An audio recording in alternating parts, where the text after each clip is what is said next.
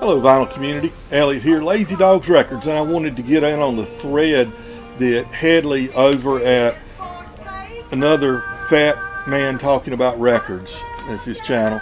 Hedley's a great guy. If you don't already subscribe to his channel, you probably do. But if you don't, I highly recommend it. He started this thread, and I've seen maybe 5 or 6 responses. The oldest record you have in your collection. And I will show you a few of those. These are 78s. And Hand Me Down My Walking Cane from Ernest Stoneman, one of the very early country artists. Can't really see what's on that one, but that's one of them. And another one from around that same time would be, I look at the cover it was with, on Columbia Records, Charlie Poole, Don't Let Your Deal Go Down, I guess his most famous recording. And on the other side, Can I Sleep in Your Barn Tonight, Mister? And I'll show you a couple more. Here's the Edisons. Now, weren't in this world of the 78 players and everything, didn't Edison Records not play on anything but Edison equipment or something like that? And kind of like the Beta versus the VHS or something. Vernon Dalhart and Company, the first person recording country music to sell 1 million copies, I believe. She's Coming Around the Mountain on Edison. And on the other side is the Boston Burglar on Edison. And one more on Edison is, I'm not familiar with this artist, Fiddlin' Powers and Family on Edison, doing Ida Red and Old Joe Clark. Look how thick that is. Man. Okay. All right. So those are some of my oldest records.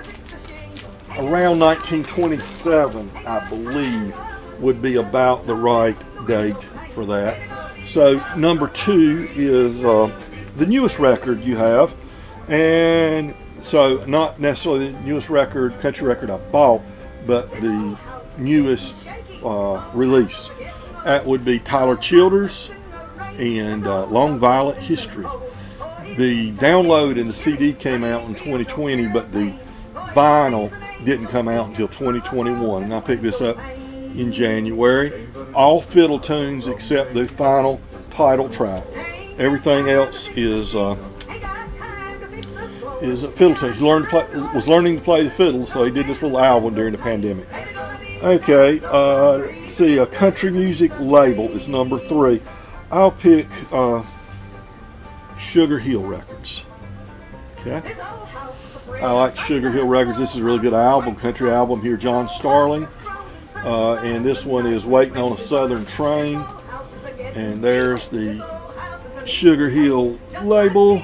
Sugar Hill, small label out of Durham, North Carolina, an offshoot of guy who worked for County Records and left County and started his own record label in Durham. Sugar Hill. Great label, mainly bluegrass music. Okay. An international record. Country record, K.D. Lang, right there. That is a good album right there from K.D. and the big sky country of Canada there, I suppose. Look at that one more time. Isn't that great? And I guess this is just self-titled. No, absolutely Torch and Twang. A disciple of Patsy Cline, I guess you might say, at least in her early work. Okay, number 5, bluegrass, string band, or old time. Well, you'd think I would pull out some ancient recording, but I'm not going to. I'll go with the Music Makers Relief Foundation released from the Carolina Chocolate Drops. Number 6 is Most Records by an Artist. I didn't count everyone to see. I've got a huge number of Merle Haggard, a huge number of Willie Nelson, huge number of Hank Williams Jr., a huge number of Porter Wagner, but probably the one I have the most of is the most hated man in country music, David Allen Coe. And this is Rides Again, and it features his backup band at this time was the Tennessee Hat Band. I got to see the Tennessee Hat Band on their own, not with Coe one time. They were a really good band too. And I've seen Coe probably more times than I've seen anybody else, possibly, maybe 10 times, something like that. And of course, David Allen Coe. What can you say about Coe? Bombastic a-hole. You know, I've got some stories I could tell you about going to see Coe and people I know that have been. Well, I'll tell you one real quick. One of the guy that played bass for him played for him in his band for, I don't know, maybe a couple of years, and left. And so he was traveling, you know, nationally and internationally on in this band, and in the late 70s, and he quit Coe's band and went to work for as a bass player for a band, a regional band that I've talked about a lot on here, Super Grit Cowboy Band. And he people kind of thought, you know, why'd you leave that big name? But to be sure, you were, you know, more celebrity, making more money and all that. Of course, you know, that life on the road's not very much celebrity to it, I don't guess, especially when you're backing musician. But his response to, you know, they kind of thought he was making a step down, going to join this regional band, and he said actually it was a step up out of insanity.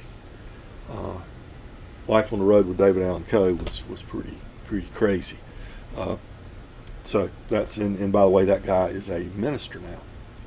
So it scared the Jesus into him working for Coe, I guess. So those are my first 6. And so number 7 is a live album. So here's a County Records live album. A Fiddler's Convention in Mountain City, Tennessee, 1924 to 1930 recordings.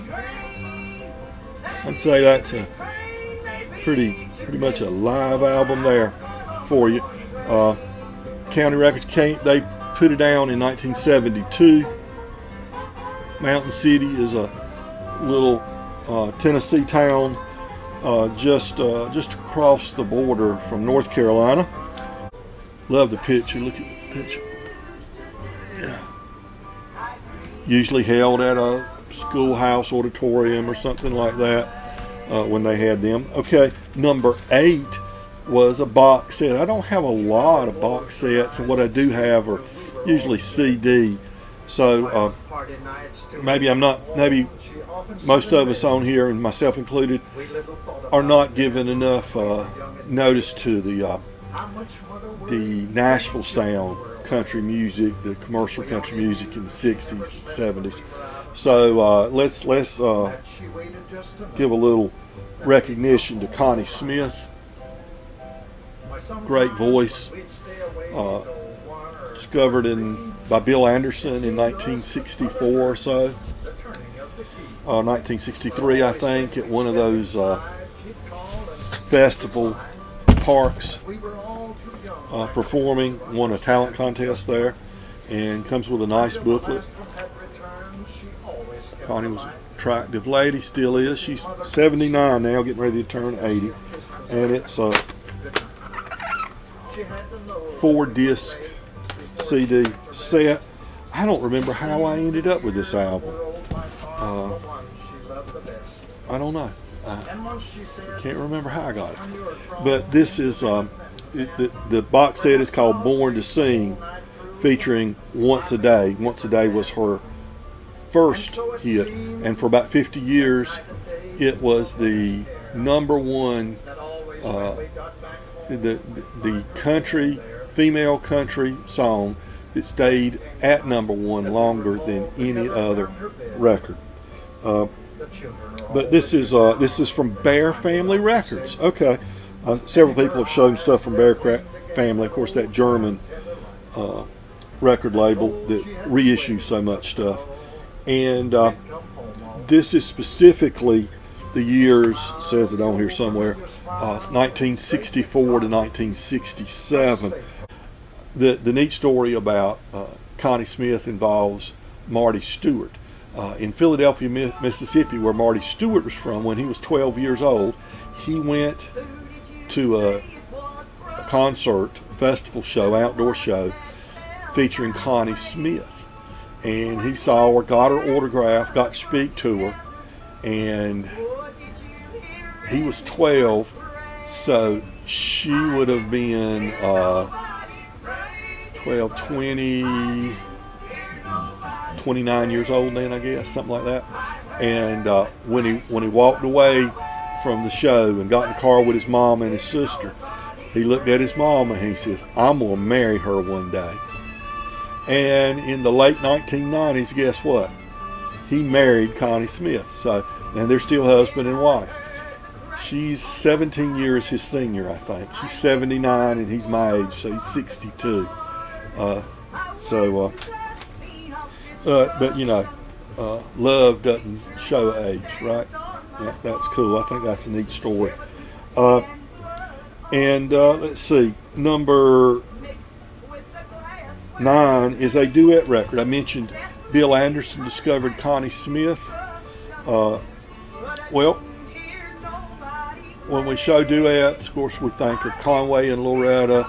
We think of Emmylou and Graham. We think of Porter and Dolly and George and Tammy.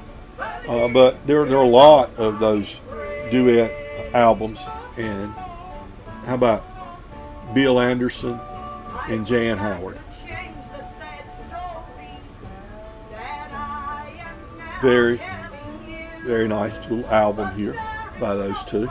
And a record you would recommend to someone who isn't a fan of country music to try to introduce them to it.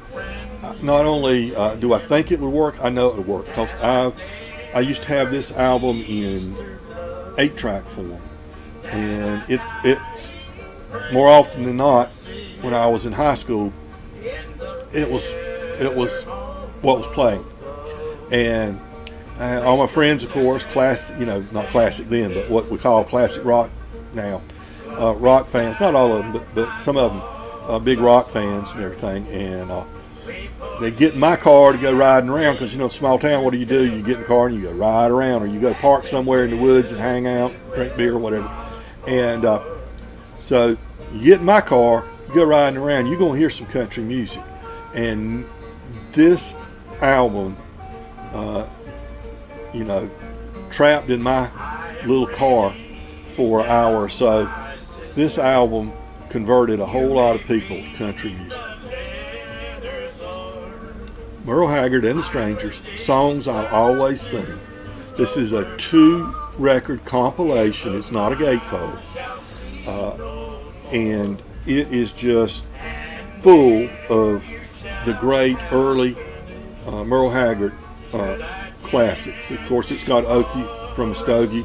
It's got Mama Tried, Swinging Doors, Uncle Lem, Emptiest Arms in the World, Kentucky Gambler, I Am a Lonesome Fugitive, Things Ain't Funny Anymore, Daddy Frank, the guitar man, I Forget You Every Day, Working Man Blues, Love and Honor, Branded Man, Someday We'll Look Back, Take a Lot of Pride in What I Am, Fight Inside of Me, Sing Me Back Home, Silver Wings, Sing a Sad Song, and Honky Tonk Nighttime Man.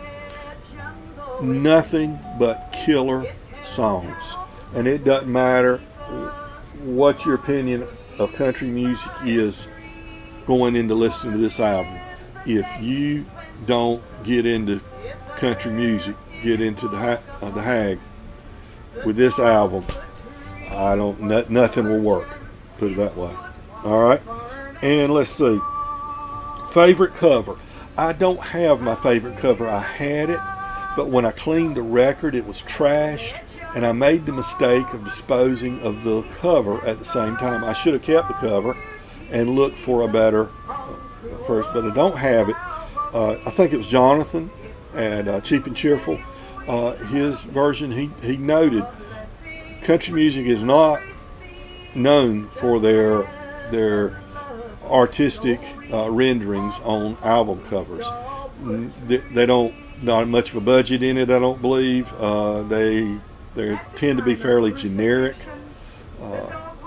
They not a lot, not adventurous covers. But Porter Wagoner actually had some pretty good covers. You may call them a little hokey, but there's nothing wrong with hokey. The cover to me that is the perfect cover on country music is one called The Cold Hard Facts of Life. And if you're familiar with Porter Wagoner, you probably know that album. It's simply a photograph taken that says so much without any words other than the title, Cold Hard Facts of Life. It's got a guy coming into his house, opening his living room, his front door, stepping in, and there in the living room on the couch is another man with his arm around his wife. You assume all this. It's his wife, it's the husband. He's coming in and he's catching them together. The Cold Hard Facts of Life. That is a excellent cover, and I will find that album eventually and have that once again. But he did a lot of excellent covers. Here's another one. He posed for a lot of his. He had his character. You know, country music didn't have many concept albums. You know, Willie Nelson's Red-Headed Stranger, Phases and Stages. Bobby Bear had a couple of concept albums out. You know, there was a few, but Porter was one of the few that did it. He had this character he called Skid Row Joe, and he had a series of songs about men down and out and turning to the bottle. And he had this character that he would portray. And here is Skid Row Joe, Down in the Alley by Porter Wagoner. Here's the cover for that one, and it says a lot. Just let you look at that.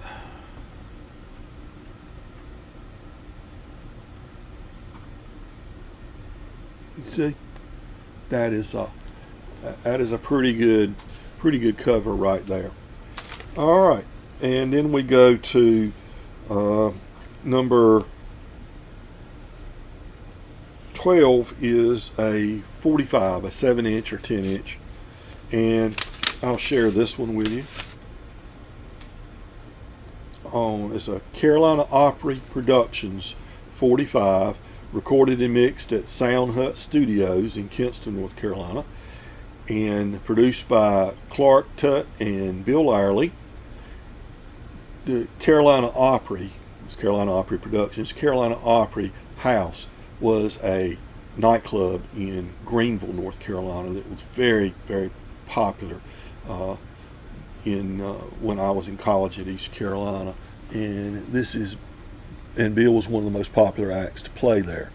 So this is Bill Lyerly, and on one side is Quay Loaded Again, and on the other side is Why I Want to Be a Cowboy. Okay? That's Why I Want to Be a Cowboy, nice song that would have been well done by Willie or Waylon or Willie and Waylon. Bill does, he wrote it, does a really good job. And Quay Loaded, well, you had to be a certain age and living in a certain time. But Quay Loaded is in reference to Quaaludes 714s, a prescription medication that was abused a great deal in the 1970s. And it's a song about a young lady that comes Quay Loaded again, over and over again. He almost got that sold to Johnny Paycheck. It would have been a good Paycheck song, and he was opening for Paycheck a little bit at some clubs and stuff, and I had pitched him that song. And like a lot of songs that get pitched, it may be popular, it may be a good possibility, but sometimes oftentimes it never does get recorded. But it would have been nice if Paycheck had recorded that. It would have been fitting of his outlaw image, and I think would have been a popular Paycheck song. Might not have been a radio-friendly song if the radio programmers realized exactly what they were talking about in the song, which they probably would have. All right, small label is number 13. Super Grit Cowboy Band. This is a small local self-release label, and it's Hood Swamp Records. And Hood Swamp, North Carolina. Actually, Greenville's the address they have for it. But it is the label for Super Grit, their label. I remember talking with 13, Mike Kinsey, who played fiddle and tuba and a little bit of everything in the band, but mainly fiddle, one time about this. And they had some opportunities to sign with major labels.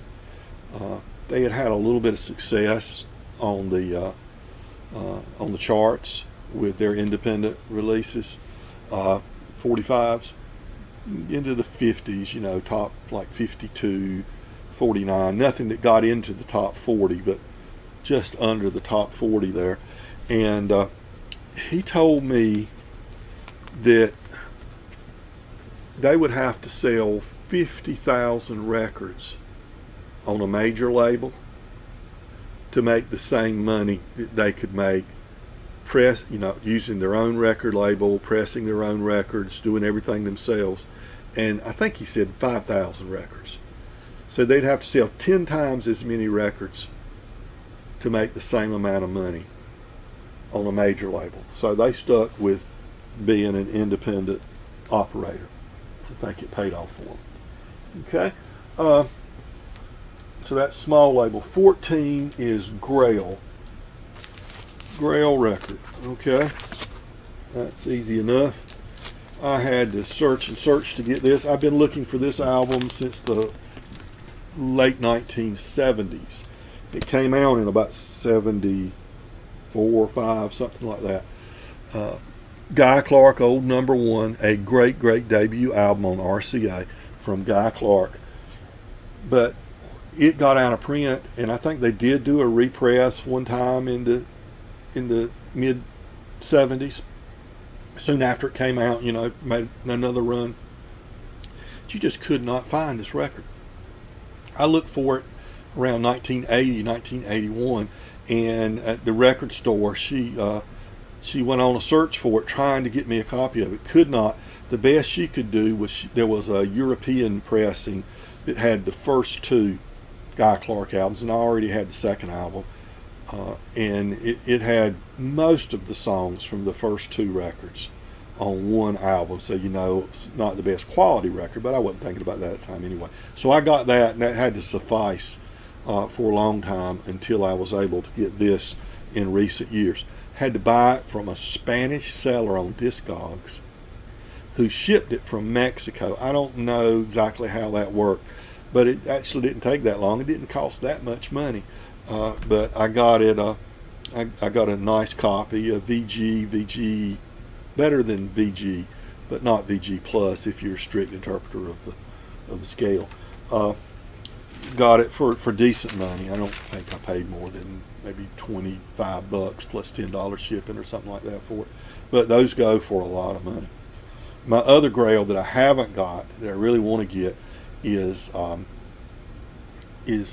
Billy Joe Shaver, Old Five and Dimers Like Me on Monument Records. And people are asking astronomical prices for that record. I'm not paying $500 for it, which one guy's asking on Discogs, another guy's asking $150, and that's about all that's out there. Crazy talk. Okay, number 15 is alt country or country rock. Okay, so I guess you'd call this alt country. I'm going to go with this anyway. This is the EP Fervor from Jason and the Scorchers. I got to see these guys. Went actually with a friend of mine who's no longer with us, passed away of cancer a few years ago. Actually, my sister-in-law's brother too.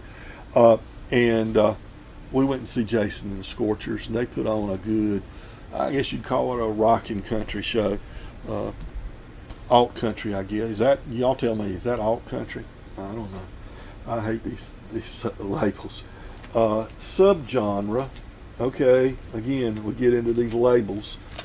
It gets hard to define or draw the lines for. This would be, there used to be something called country punk, or